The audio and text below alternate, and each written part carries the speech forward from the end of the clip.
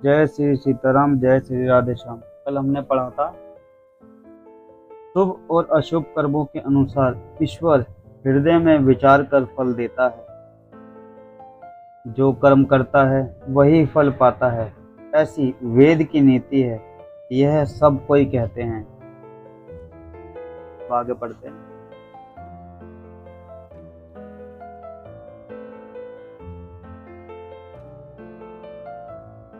किंतु इस अवसर पर तो इसके विपरीत ही हो रहा है। अपराध तो कोई और ही कर रहे हैं और उसके फल का भोग कोई और ही पावे। भगवान की लीला बड़ी ही विचित्र है। उसे जानने योग्य जगत में कौन है।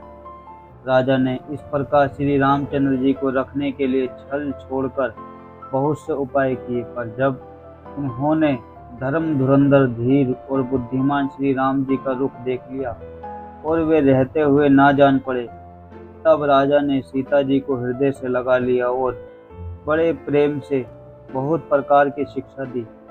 वन के दुस्सह दुख कहकर सुनाए, फिर सास ससुर और पिता के पास रहने के लिए सुखों को समझाया। परंतु सीता जी का मन श्री रामचंद्र जी के चरणों में अनुरक्त था, इसलिए उन्होंने घर अच्छा नहीं लगा और न वन भयानक लगा। फिर और सब लोगों ने भी वन में विपत्तियों की अधिकता बता बताकर सीता जी को समझाया।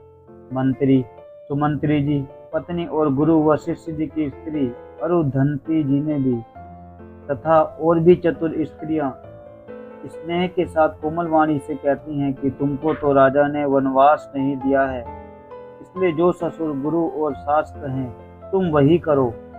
यह शीतल हितकारी मधुर और कोमल सीख सुनने पर सीता जी को अच्छी नहीं लगी।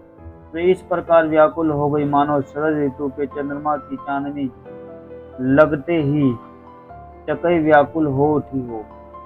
सीता जी संकोचवश उत्तर नहीं देती। इन बातों को सुनकर कैकई तमतमा उठी। उसने मुनियों के वस्त्र आभूषण माला मेखला आदि और बर्तन कमंडल आदि लाकर श्री रामचंद्र जी के आगे रख दिए और कोमल वाणी से कहा, हे रघुवीर, राजा को तुम प्राणों के समान प्रिय हो। भीरु प्रेमवश दुर्बल हृदय के राजा शील और स्नेह नहीं छोड़ेंगे। पुण्य सुंदर और यश पर लोग चाहे नष्ट हो जाएं, पर तुम्हें वन जाने को वे कभी नहीं कहेंगे। ऐसा विचार कर जो तुम्हें अच्छा लगे वही करो। माता की सीख सुनकर श्री रामचंद्र जी ने बड़ा ही सुख पाया, परंतु राजा को ये वचन बाण के समान लगे। वे सोचने लगे, अब भी अभागे प्राण क्यों नहीं निकलते। राजा मूर्छित हो गए। लोग व्याकुल हैं, किसी को कुछ सूझ नहीं पड़ता कि क्या करे। श्री रामचंद्र जी तुरंत मुनियों का वेश बनाकर और माता पिता को सिर नवाकर चल दिए। वन का सब साज सामान सजाकर वन के लिए आवश्यक वस्तु को साथ लेकर श्री रामचंद्र जी स्त्री श्री सीता जी और भाई लक्ष्मण जी सहित ब्राह्मण और गुरु के चरणों की वंदना करके सबको अचेत करके चले। राजमहल से निकलकर श्री रामचंद्र जी वशिष्ठ जी के दरवाजे पर जा खड़े हुए और देखा कि सब लोग विरह की अग्नि में जल रहे हैं। उन्होंने प्रिय वचन कहकर सबको समझाया। फिर श्री रामचंद्र जी ने ब्राह्मणों की मंडली को बुलाया। देखो, श्री रामचंद्र जी को जाना क्योंकि वहां पे वन में बहुत सारे काम है। जो दुष्ट राक्षस परेशान करते हैं ब्राह्मणों को, साधु संतों को, उनको भी मार के उनको शीतल करना है। तो इसलिए उनको पता है कि मेरे को जाना जरूरी है। तो सब लोग इतने दुखी हो रहे हैं, सब लोग पूरा शमशान घाट सा बन गया पूरा अयोध्या में। फिर भी श्री रामचंद्र जी मन को धीरज देते हुए घर से बाहर निकलते चले जा रहे हैं। किसी को भी दुखी देख के कुछ भी देख के वो रुक नहीं रहे कि मेरा कर्म है, मुझे करना ही है।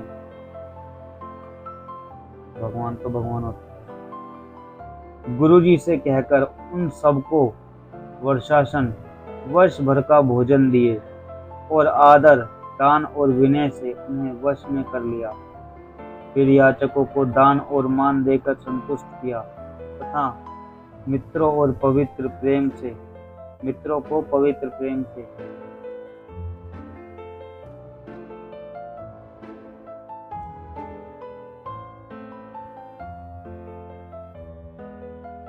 प्रसन्न किया। फिर दास दासियों को बुलाकर उन्हें गुरुजी को सौंपकर हाथ जोड़कर बोले, हे गोसाई, इन सब की माता पिता के समान सार संभार देख रेख करते रहिएगा। श्री रामचंद्र जी बार बार दोनों हाथ जोड़कर सबसे कोमल वाणी कहते हैं कि मेरा सब प्रकार से हितकारी मित्र वही होगा जिसकी चेष्टा से महाराज जी सुखी रहें। जो मतलब मेरे जाने के बाद मेरे पिताजी का पूरा ख्याल रखेंगे, वही मेरा सबसे ज्यादा हितकारी होगा, मैं उसको सबसे ज्यादा प्रेम करूंगा। ऐसा श्री रामचंद्र जी ने वनवास जाते समय सबको समझाया। हे परम चतुर पूर्ववासी सज्जनों, आप लोग तब वही उपाय करिएगा जिससे मेरी सब माताएं मेरे विरह के दुख से दुखी न हो। इस प्रकार श्री रामचंद्र जी ने सबको समझाया और हर्षित होकर गुरु जी के चरण कमलों में सिर नवाया। फिर गणेश जी, पार्वती जी और कैलाशपति महादेव जी को मनाकर तथा आशीर्वाद पाकर श्री रघुनाथ जी चले। अब श्री राम जी वनवास के लिए निकल चले।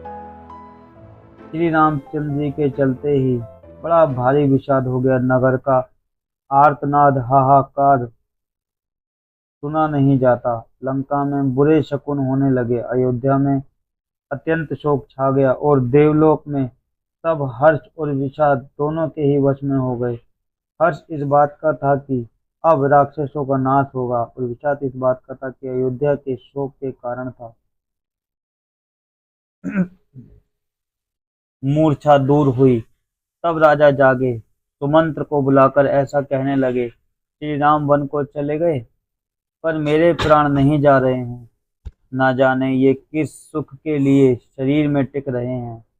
इससे अधिक बलवती और कौन सी व्यथा होगी जिस दुख को पाकर प्राण शरीर छोड़ेंगे। फिर धीरज धरकर राजा ने कहा, हे सखा, तुम रथ लेकर श्री रामचंद्र जी के साथ जाओ।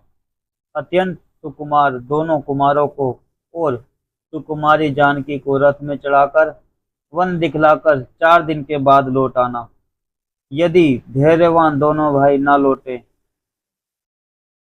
क्योंकि श्री रघुनाथ जी प्रण के सच्चे और दृढ़ता से नियम का पालन करने वाले हैं, तो तुम हाथ जोड़कर विनती करना कि हे प्रभु, जनक कुमारी सीता जी को तो लौटा दीजिए।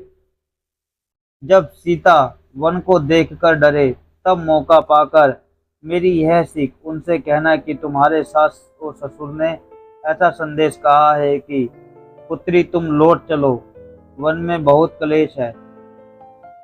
कभी पिता के घर, कभी ससुराल, जहाँ तुम्हारी इच्छा वहाँ रहना।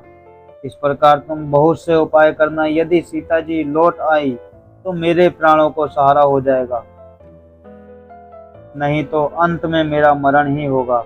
विधाता के विपरीत होने पर कुछ वश नहीं चलता। हा राम, हा लक्ष्मण, हा सीता, लाकर दिखाओ। ऐसा कहकर राजा मूर्छित होकर पृथ्वी पर गिर पड़े। दशरथ जी अपने मंत्री को समझा रहे हैं कि आप 4 दिन के लिए जाओ, श्री रामचंद्र, लक्ष्मण जी और सीता जी जो वनवास को जा रहे हैं उनके साथ ही रहना 4 दिन तक, और उनको समझाना कि वनवास देखो कितना भयानक, कितना कठिन है। अगर सीता जी, राम जी और सब मान जाए तो सीता जी को आप साथ ही लेके आना, क्योंकि वो बच्ची है, वो वहाँ पे नहीं रह पाएगी जंगल में। वो चाहे तो अपने घर पे रह लेगी, अपने मम्मी पापा के पास या हमारे पास रह लेगी, सास ससुर के पास, जहाँ उनका मन करे जितने दिन वो वहाँ पे रहती रहेगी। बस सीता जी को तुम चाहे वापस लाओ, इसी बहाने मैं जी लूंगा कि मैं सीता की सेवा करता रहूंगा, श्री रामचंद्र जी की मैं राह देखता रहूंगा। अगर वो भी नहीं आई तो मैं पक्का मर जाऊंगा, मुझसे नहीं रहा जाएगा उनके बिना। आगे कल पढ़ेंगे। जय श्री सीताराम, जय श्री राधे श्याम।